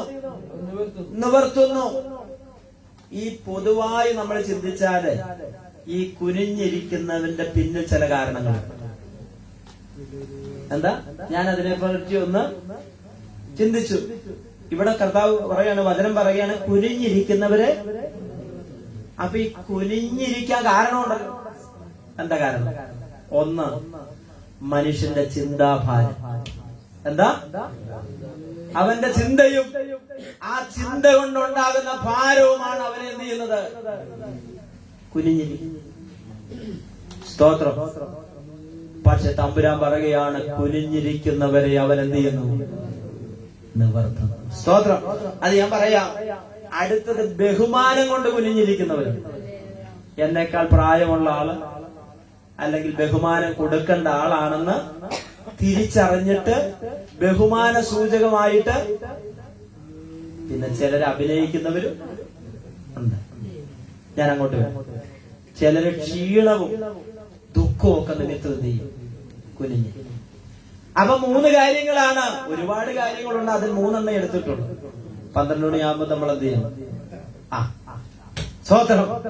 അപ്പൊ നോക്കി, 1 ചിന്തയും ഭാരവും എന്ന് പറഞ്ഞാൽ ചിന്താഭാരമാണ്. ഒന്ന് വായിച്ച് 1 പത്രോസ് 5:7 വാക്യം വായിച്ചാട്ടെ.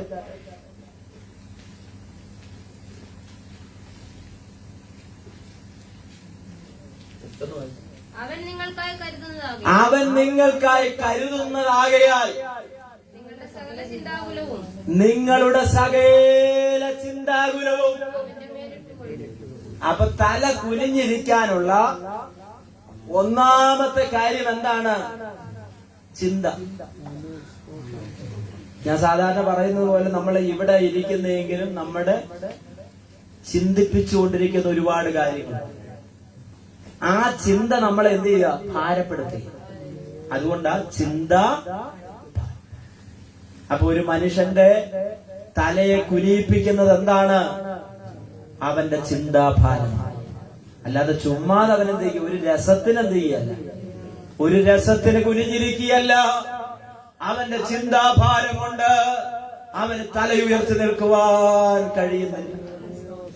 പക്ഷെ തിരുവചനം പറയുകയാണ്, അങ്ങനെയുള്ളവർക്കുള്ള അവൻ ഒരു സന്ദേശം തമ്പുരാൻ ഇവിടെ രേഖപ്പെടുത്തിയിരിക്കുക.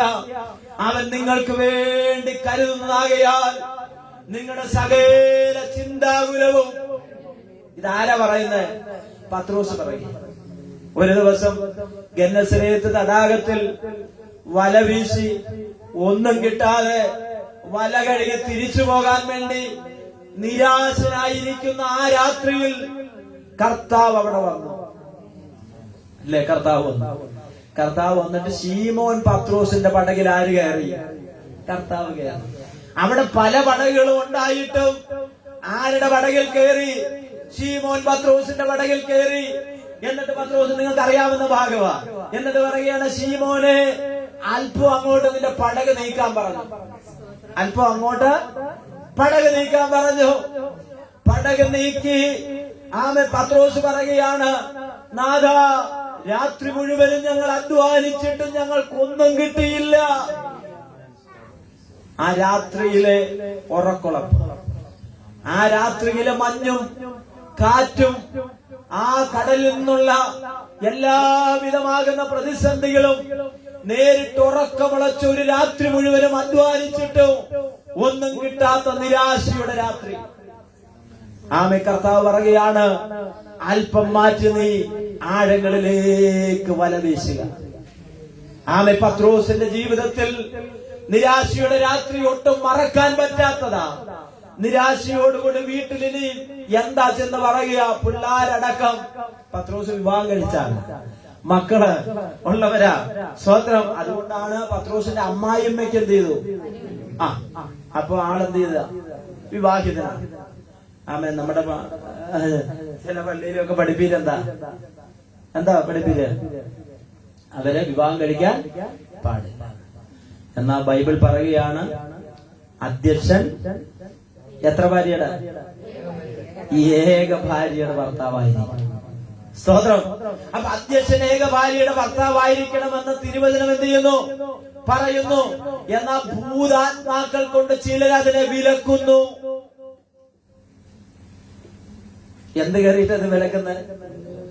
സ്തോത്രം. അപ്പൊ ഞാൻ അത്രയും പറഞ്ഞ ആ ഭാഗം വിടുകയാണ്, അവിടെ പറയേണ്ട ആവശ്യമില്ല. എന്നാലും കയറി വന്നുകൊണ്ട് ഞാൻ പറയാം. സ്തോത്രം. അപ്പൊ നോക്കി, ഇവിടെ പറയുകയാണ്, അവൻ നിങ്ങൾക്കായി കരുതുകയാൽ നിങ്ങളുടെ സകല ചിന്താകുലവും അവന്റെ മേലിട്ടുകൊള്ളുവേൻ.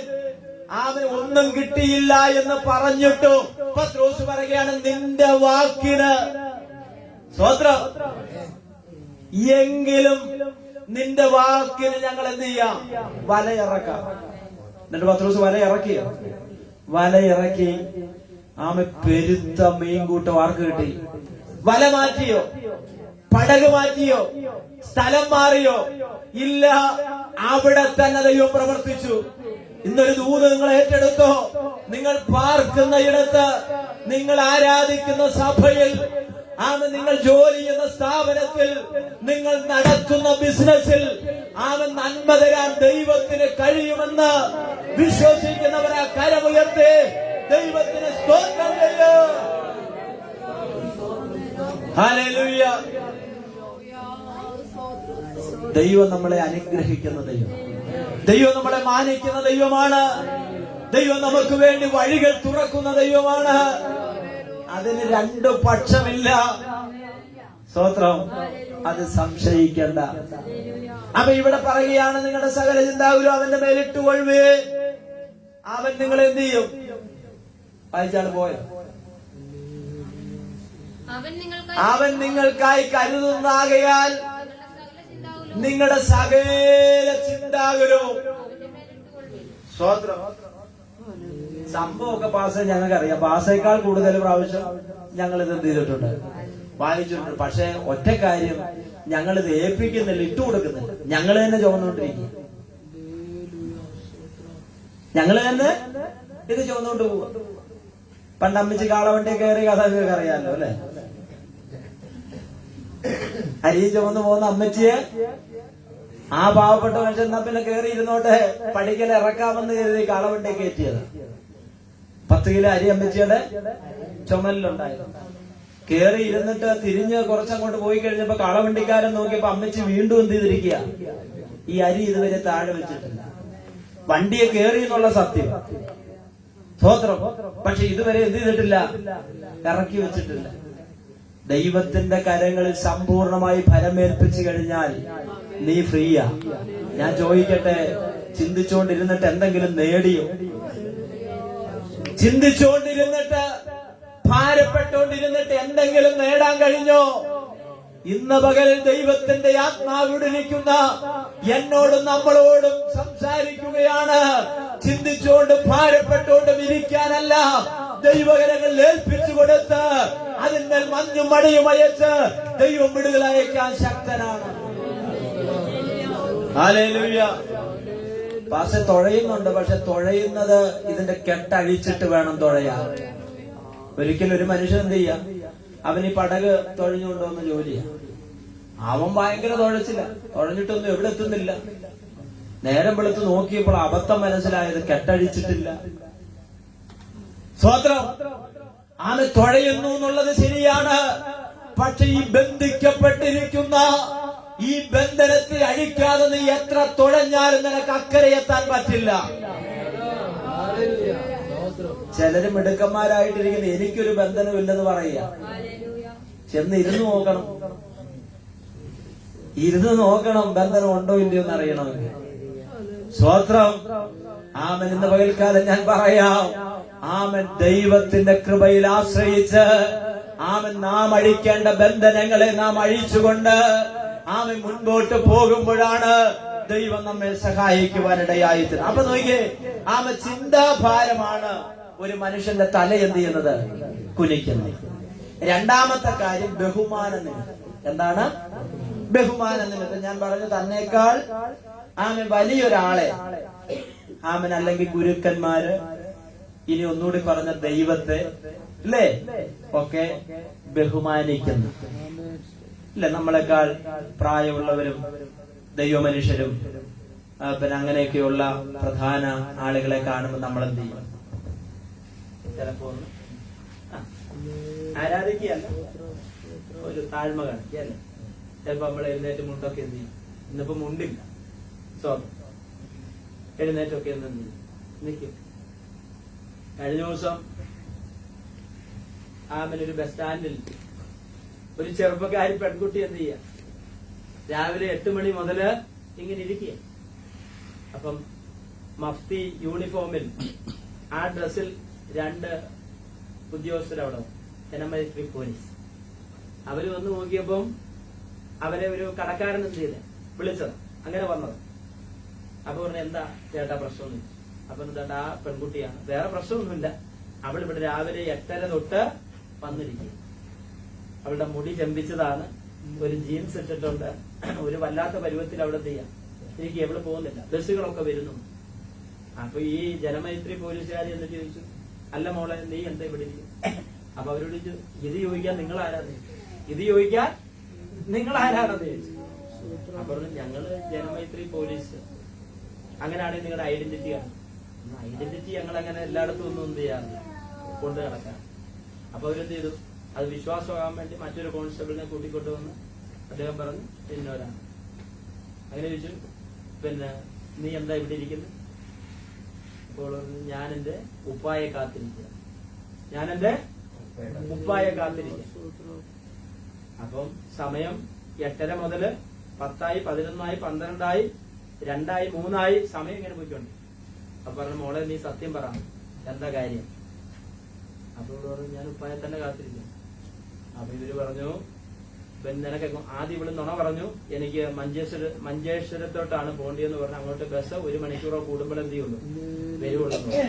അപ്പൊ ഒരു ബസ് വന്നു. ബസ് വന്ന ഉടനെ പറഞ്ഞു, ആണ്ട് ബസ് വന്ന് നീ കയറി പോയിക്കോളാം. അപ്പൊ ഇവിടെ ആ ബസ്സിന്റെ അടുത്തോട്ട് ചെന്ന് സ്റ്റെപ്പ് 2 സ്റ്റെപ്പ് കയറി അവള് തിരിച്ചു വന്നിട്ട് അവളോട് ചെന്താ നീ പോവാൻ? അത് ശരിയാകത്തില്ല, എനിക്ക് നിന്ന് പോകാൻ പറ്റില്ല, എനിക്ക് ഇരുന്നേ പോകാൻ പറ്റും. അപ്പൊ നീ ഇവിടെ ഇരിക്കാൻ. അവിടെ തന്നെ അവളിരുന്നു, ഇവരും അവിടെ തന്നെ.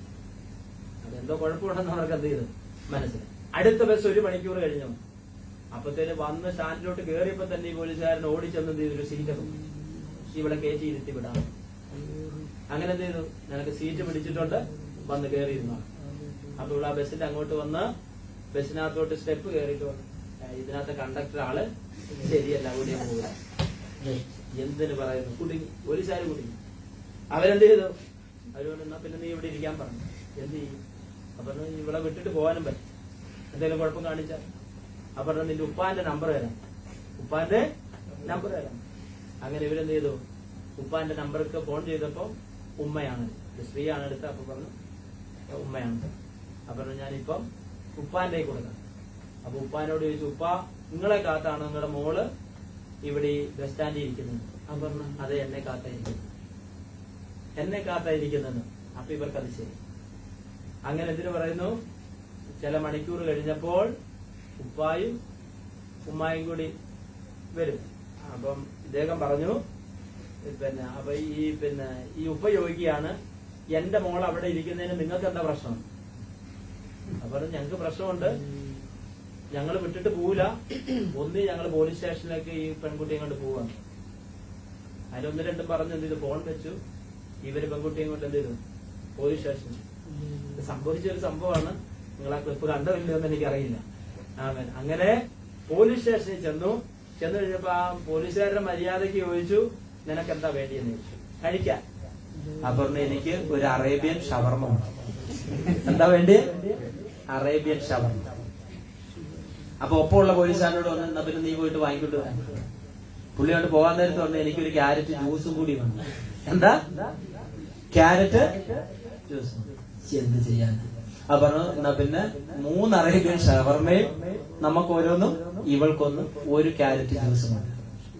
അപ്പൊ ഇങ്ങനെ അദ്ദേഹം വാങ്ങാൻ പോയപ്പോ ഈ പോലീസുകാരൻ ഈ പെൺകുട്ടിയോട് ചോദിച്ചു, അല്ല ഈ ക്യാരറ്റ് ജ്യൂസ് നീ എന്തിനാ കുടിക്കുന്നത്?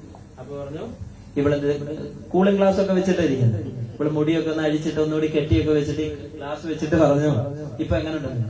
അപ്പൊ നീ നല്ല സ്മാർട്ടാണെന്ന്. അത് ക്യാരറ്റ് ജ്യൂസ് കുടിക്കുന്നോണ്ടാണ് ഇത് ഞാൻ ദിവസം കുടിച്ചോണ്ടിരിക്കുന്നത്.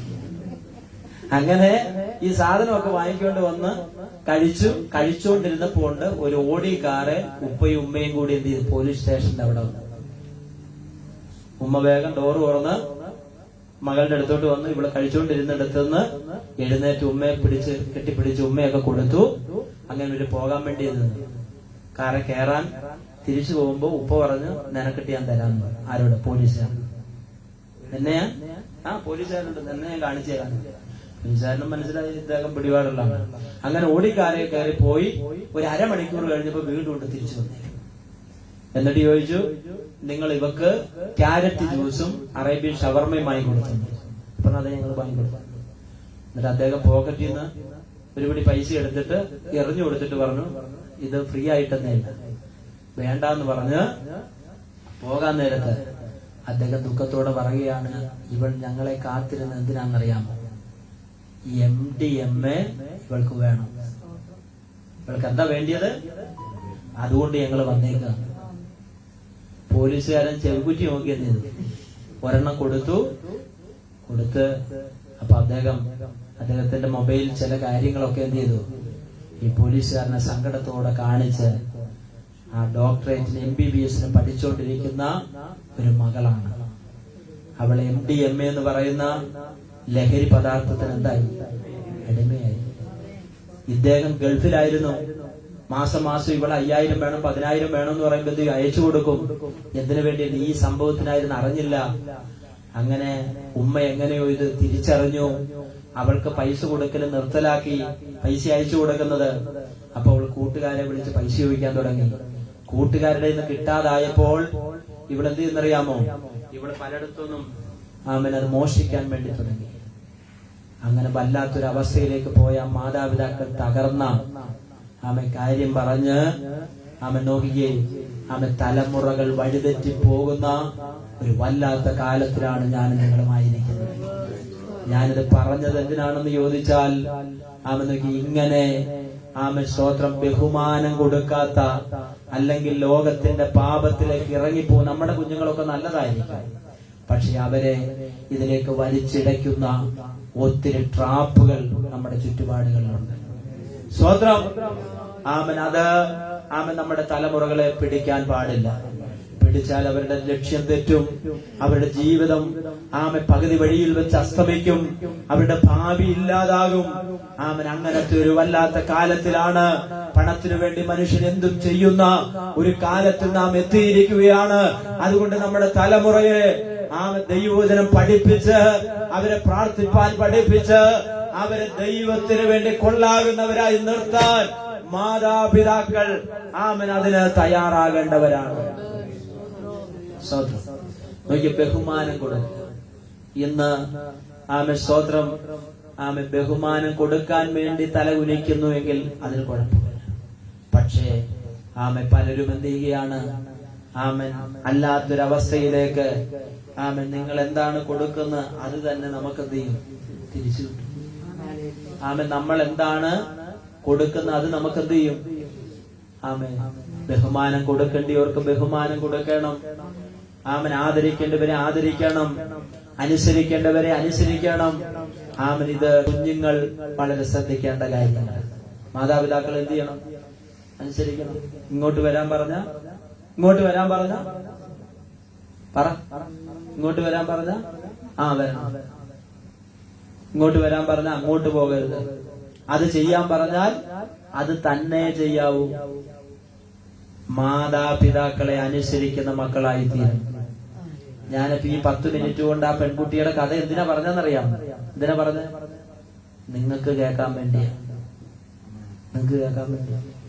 അതുകൊണ്ട് ബൈബിള് വായിച്ച് പ്രാർത്ഥിച്ച് സൺഡേ സ്കൂളിന് വന്ന് സൺഡേ സ്കൂൾ ടീച്ചർമാര് പറയുന്നത് കേട്ട്, സ്വതന്ത്രം, സൺഡേ സ്കൂൾ ടീച്ചർമാരെ ചീത്ത വിളിക്കാൻ നിൽക്കൂ. നിങ്ങളൊക്കെ നല്ല കുട്ടികളാ. സ്വതന്ത്രം. സൺഡേ സ്കൂൾ ടീച്ചർ ഞുള്ളി എന്ന് പറഞ്ഞ് വരാതിരിക്കുവോ? ഇല്ല. സൺഡേ സ്കൂൾ ടീച്ചർ അടുത്ത ആഴ്ച വാക്യം പഠിച്ചുകൊണ്ട് വരണമെന്ന് പറഞ്ഞിട്ട് വരാതിരിക്കുവോ? വരാതിരിക്കരുത്. സ്വതന്ത്രം. പിള്ളേര് മാത്രം ഒരു സ്വതന്ത്രം പറഞ്ഞു, പിള്ളേര് മാത്രം ഒരു സ്വതന്ത്രം പറയാം. കൈ ഉയർത്തി ഒരു അല്ലല് പറഞ്ഞു. അയ്യോ പറഞ്ഞിട്ട് ഇവരെ കൈ പൊങ്ങുന്നില്ല. കൈ പൊക്കണം, കൈ പൊക്കിയല്ലോ. കൈ ശരിക്കും പൊക്കാൻ നിങ്ങളുടെ കൈ എത്ര പൊക്കുള്ളൂ? ഞാൻ പ്രാർത്ഥിച്ചാ പിന്നെ പൊങ്ങത്തില്ല നിങ്ങളുടെ കൈ. അതുകൊണ്ട് ശരിക്കും പൊക്ക്. പൊങ്ങട്ടെ, കൈ പൊക്ക.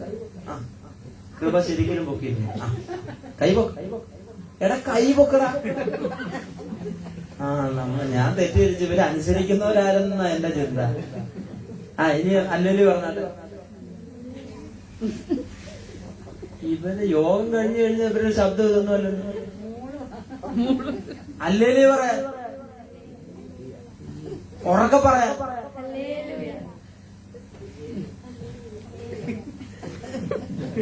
സ്കൂളിൽ പോയാലും വീട്ടിൽ ഇതൊന്നും അല്ല. അമ്മ ഇങ്ങോട്ട് കൊണ്ടുപോവാ, ഇന്ന് ഇതേ ഉള്ളോ? അതൊക്കെയാണല്ലോ നിങ്ങൾ ചോദിക്കുന്നത്. പിന്നെ വലിയ മോശമൊന്നും അല്ല. ഇവിടെ ആണ് അവര് മിണ്ടായിരിക്കുന്നത്. നിങ്ങൾ ആ സിറ്റ് ഔട്ടിലോട്ട് വന്ന് നോക്കണം. 2-3 ആഴ്ച മുന്നേ ഇവിടെ ഒരു പാസ് ആരാധന നടത്താൻ ഞാൻ പറഞ്ഞു. ആ പാസ് ആരാധിക്കുമ്പോ ഇവർക്ക് സൗണ്ട് ഇല്ലല്ലോ. അവരവിടെ നിന്ന് രാഷ്ട്രീയം പറയാൻ എന്നോ സൗണ്ടാ. അതുകൊണ്ട് ഈ രാഷ്ട്രീയം പറച്ചിൽ ഇന്ന് മുതൽ നിർത്തിക്കണം. അവിടെ നിങ്ങൾ എത്ര മണിക്കൂർ വേണമെങ്കിലും ഇരുന്നോ, ചായ തരാം, ചോറ് തരാം, എല്ലാം തരാം. പക്ഷെ രാഷ്ട്രീയം പറച്ചിൽ നിർത്തിക്കണം. ഞാൻ കണ്ണടച്ചൊക്കെ പറയേ. ഇവിടെ കോൺഗ്രസ്സുകാരുമുണ്ട്, UDFക്കാരുമുണ്ട്, എല്ലാ ആൾക്കാരും ഉണ്ട്. നമ്മുടെ നല്ലൊരു ആരാധന. ഞാൻ പിന്നെ എന്നേക്കാൾ പ്രായമുള്ളവരെതിരൊക്കെ ഇവര് കരുതത്തില്ല പാസ്സൊക്കെ അവിടെ ഇരിക്കുന്നതിന്റെ ബുദ്ധിമുട്ടാണെന്ന്. അതുകൊണ്ടല്ല, നമ്മള് നല്ലൊരു ആത്മീക ആരാധന കഴിഞ്ഞിട്ട് ഈ താഴെ പോയി എന്ന് രാഷ്ട്രീയം പറയുന്നത് ആത്മീകത്തിന് ചേരുന്നതല്ല. നിങ്ങൾ അവിടെ ഇരുന്ന് ഞാൻ പ്രസംഗിച്ച് ഇന്ന് എനിക്ക് മനസ്സിലായില്ല പാസ് പറഞ്ഞു തരാൻ പറഞ്ഞ, അല്ലെങ്കിൽ എന്തെല്ലാം വേറെ കാര്യങ്ങൾ പറയാനാണ്. ആർക്കും പണക്കമില്ലല്ലോ. ഒരു അല്ലിലെ പറഞ്ഞ ഇതൊന്നും പറയാതിരുന്നില്ല. ദൈവാത്മാവ് കൊണ്ടുവന്നുണ്ടോ? സ്തോത്രം. അപ്പൊ ഇതാണ് ദൈവത്തിന്റെ പരിപാടി എന്ന്. ഇസ്രായേൽ അവിടെ പടക്കം പൊട്ടിക്കോ, അവർ മിസൈൽ അയക്കോ, ബഹ്റൈൻ അത് തിരിച്ചടിക്കോ, എന്ത് വേണേലും ചെയ്തോട്ടെ. ഇവിടെ വരുന്നിടം വരെ നമുക്ക് എന്ത് ചെയ്യാം? ദൈവത്തെ സ്തുതിക്കാം. അപ്പൊ നോക്കി, ഞാൻ ഇവിടെ നിർത്തുകയാണ്. നോക്കി എന്താ വായിച്ചേ? പിന്നെ ക്ഷീണവും ദുഃഖവും ഒക്കെ വന്നാലും ചെയ്യും തല കുനി അല്ലെ? നമ്മൾ എത്ര പറഞ്ഞാലും ഇച്ചിരി നേരം പിന്നെ എന്ത് ചെയ്യും? സ്വതന്ത്രം. തല ഉയർത്തിപ്പിടിക്കാൻ ആരോഗ്യമുള്ളപ്പോൾ.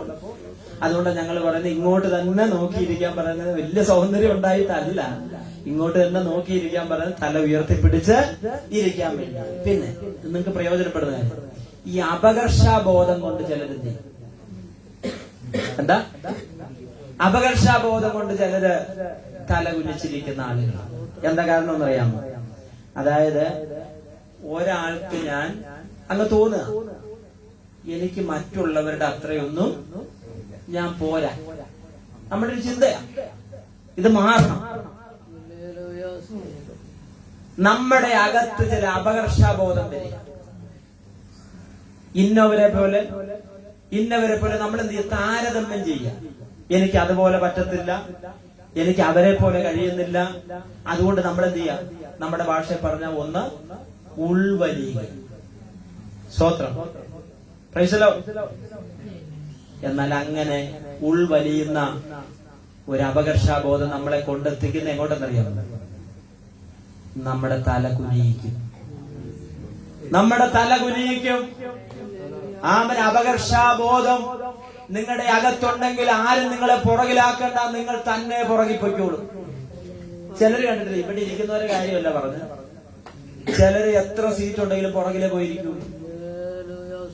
മുന്നിൽ 10 സീറ്റ് വെറുതെ കിടന്നാലും ബേക്കിൽ ഇടുങ്ങിയിരിക്കുന്നെങ്കിലും അവരാ പുറകിലെ എന്ത് ചെയ്യുള്ളൂ? ഇരിക്കുള്ളൂ. ഇത് പിന്നെ സഭായോഗമായിട്ട് നമ്മൾ സ്ഥിരമായിട്ട് ഇരിക്കുന്ന ഒരു സീറ്റുണ്ട്.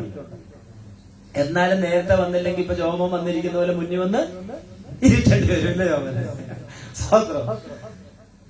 അപ്പൊ അപകർഷാബോധം നമ്മളെ എന്ത് ചെയ്യാണ്? നമ്മുടെ തല കുനിയിക്കും. ഈ മോശ ഒരു ദിവസം പറഞ്ഞു, ദൈവം പറഞ്ഞു, എന്താ, നിന്നെ ഞാൻ എന്ത് ചെയ്യാ? മിസ്രൈമിലേക്ക് അയക്കാൻ പോകുക. അപ്പൊ മോശ പറഞ്ഞൊരു കാര്യമുണ്ട്, ഇങ്ങനെ എനിക്ക് സംസാരിപ്പാൻ അറിയില്ല, എന്നെ കൊണ്ടെന്താ ഈ പറയുന്ന കാര്യങ്ങളൊന്നും നടക്കും.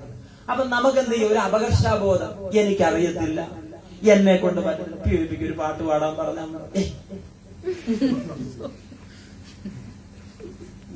പീഡിപ്പിക്ക് ഒരു 5 വാക്യം പറ ഇല്ലേ?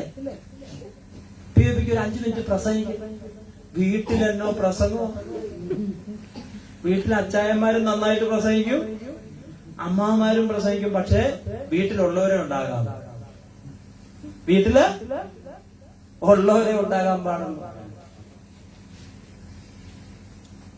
അപകർഷാബോധം നമ്മളെ കൊണ്ടെത്തിക്കുന്ന എവിടാന്നറിയാമോ? നമ്മൾ ഉൾവലിയുവാനിടയായിട്ട്. ദൈവം, ഞാൻ അങ്ങനെ ഒരാളായിരുന്നു. ഞാൻ എന്റെ അനുഭവം ഞാൻ നിങ്ങളോട് പറയാം. ആരാധനയ്ക്ക് എന്നാൽ അന്ന് ഇങ്ങനത്തെ കസാറയൊന്നുമില്ല, നിലത്ത് പായിട്ടിരിക്കണം. ഈ മുട്ടിന്റെ ഇട തലയിട്ടിരിക്കുന്ന ഒരു പരിപാടി. എങ്ങനെ അങ്ങനെ ഇരുന്ന് ആശീർവാദം പറയുമ്പോ തന്നെ എന്ത് ചെയ്യും? അങ്ങനെയുള്ള എന്നെ നിങ്ങൾ അത്രയും പോലും കഴിവില്ലാത്ത ആളാണ്. പക്ഷെ എന്നെ നിങ്ങളുടെ മുൻപിൽ ദൈവം കൊണ്ടുവന്നെങ്കിൽ ഞാൻ ചിന്തിക്കുന്നു, നിങ്ങളെ അതിനേക്കാൾ ദൈവത്തിന് ഉപയോഗിക്കാൻ കഴിയുമെന്ന് വിശ്വസിക്കുന്നുണ്ടെങ്കിൽ ദൈവത്തിന് സ്തോത്രം ചെയ്യുക. ഹല്ലേലൂയ. അപ്പൊ നോക്കിയേ, മോശ പറയുകയാണ്, എനിക്ക് അറിയത്തില്ല എന്ന് പറഞ്ഞ് അവൻ എന്ത് ചെയ്യുക? ഒഴിഞ്ഞു മാറാൻ ശ്രമിക്കുകയാണ്. ഗിദെയോനോട് പറഞ്ഞപ്പോ ഗിദെയോൻ എന്താ പറഞ്ഞെന്നറിയാം? ഞാന് എന്റെ ഗോത്രം എന്താ മനശ്ശെ ഇല്ല, എന്താ പറഞ്ഞ? എന്റെ കുടുംബം മനശ്ശെ ഗോത്രത്തിൽ ഏറ്റവും എളിയതാണ്.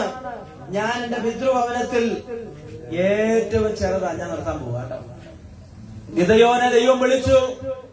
അപ്പൊ ഗിദെയോൻ പറയുകയാണ്, മനശ്ശെ ഗോത്രത്തിൽ എന്റെ ഗോത്രം എന്താണ്? ഏറ്റവും ചെറുതാണ്. എന്റെ കുടുംബത്തിലും വെച്ച് ഞാൻ ആരാ? ആയിരിക്കും. ശരിയായിരിക്കും. പക്ഷെ ഇന്ന് പകൽക്കാലം ഞാൻ പറയാം, ദൈവമാണ് നിന്നോട് പറയുന്നതെങ്കിൽ നിന്റെ കുലം എത്ര ചെറുതാണെങ്കിലും, നിനക്ക് പാരമ്പര്യം പറയാൻ ഒന്നുമില്ലെങ്കിലും, ഒരു കഴിവുമില്ലെങ്കിലും, ഇന്ന് പകൽക്കാലം ഞാൻ വിളിച്ചു പറയാം, ദൈവത്തിന്റെ കരങ്ങളിൽ ദൈവമേ ഞാനിതാ എന്ന് പറഞ്ഞ് സമർപ്പിച്ചു കൊടുത്താൽ നിന്നെ മുൻനിരയിൽ കൊണ്ടുവരുന്ന ഒരു ദൈവമായി എന്റെ ദൈവം. സ്തോത്രം. നമ്മുടെ കഴിവുകേടുകൾ ദൈവത്തിന് പ്രശ്നമല്ല. നിന്റെ നാവ് തടിച്ചതാണെന്നും നിനക്കൊന്നും അറിയത്തില്ലെന്നും ആർക്കറിയാം? ദൈവത്തിനറിയാം. ദൈവത്തിനറിയാം നിന്റെ കുലം ചെറുതാണെന്നോ നിന്റെ ഭവനം അവരെക്കാളിലും ഒക്കെ വലുതൊന്നും പറയാനില്ലെന്നുള്ളതും ദൈവത്തിന് അറിഞ്ഞുകൊണ്ടാണ് ദൈവം നിന്നെ വിളിച്ചത്. അങ്ങനെയാണെങ്കിൽ പിന്നെ എന്തിനാ നമ്മൾ പുറകോട്ട് മാറുന്നത്? നമ്മുടെ കഴിവുകേടുകളാണ് ദൈവ യോഗ്യതയായിട്ട് കണക്കാക്കുന്നത്. നമുക്ക് വലിയ ഡിഗ്രി ഒന്നും കാണത്തില്ല, കുലമഹിമയൊന്നും പറയാനുണ്ടായിരിക്കത്തില്ല, മറ്റും പലതൊന്നും നമുക്ക് എടുത്തു കാണിക്കാൻ ഉണ്ടായിരിക്കത്തില്ല. പക്ഷെ ഇന്ന് പകൽക്കാലം പരിശുദ്ധാത്മാവ് ഇവിടെ ഇരിക്കുന്ന നിങ്ങളെ നോക്കി വിളിച്ചു പറയുകയാണ്, നിന്നെ മുൻപിൽ കൊണ്ടുവരുവാൻ ദൈവത്തിന് പദ്ധതിയുണ്ട്. നിന്നെ കുറിച്ച് സകലതും ദൈവം അറിഞ്ഞിട്ടാണ് നിന്നെ വിളിച്ചത്. ഹല്ലേലൂയ. ഒന്നും അറിയാത്ത ഒരു മുതുക്കൻ ദൈവത്തെ അല്ല നമ്മൾ ആരാധിക്കുന്നത്, ഒരു ഊമനായ ദൈവത്തെ അല്ല നമ്മൾ ആരാധിക്കുന്നത്. നിന്നെ കുറിച്ച് ആദിയോടൊന്നും തിരിച്ചറിയുന്ന ആ ദൈവമാണ്. ആ ദൈവം നിന്നെ പുറത്തു കൊണ്ടുവരുവാൻ ആഗ്രഹിക്കുകയാണ്. വിളിച്ച ദൈവം വിശ്വസ്തനല്ലോ, വഴിയിൽ വലഞ്ഞു ഞാൻ അലയാറില്ല. വിളിച്ച ദൈവം വിശ്വസ്തനല്ലോ, വഴിയിൽ വലഞ്ഞു ഞാൻ അലയാറില്ല. വരികയില്ല, അവനെന്നെ പിരികയില്ല. വലതുകൈ പിടിച്ചെന്നെ നടത്തിടുന്നു. വരികയില്ല, അവനെന്നെ പിരികയില്ല. വലതുകൈ പിടിച്ചെന്നെ നടത്തിടുന്നു. മറവിടമായെനിക്കേശുണ്ട്,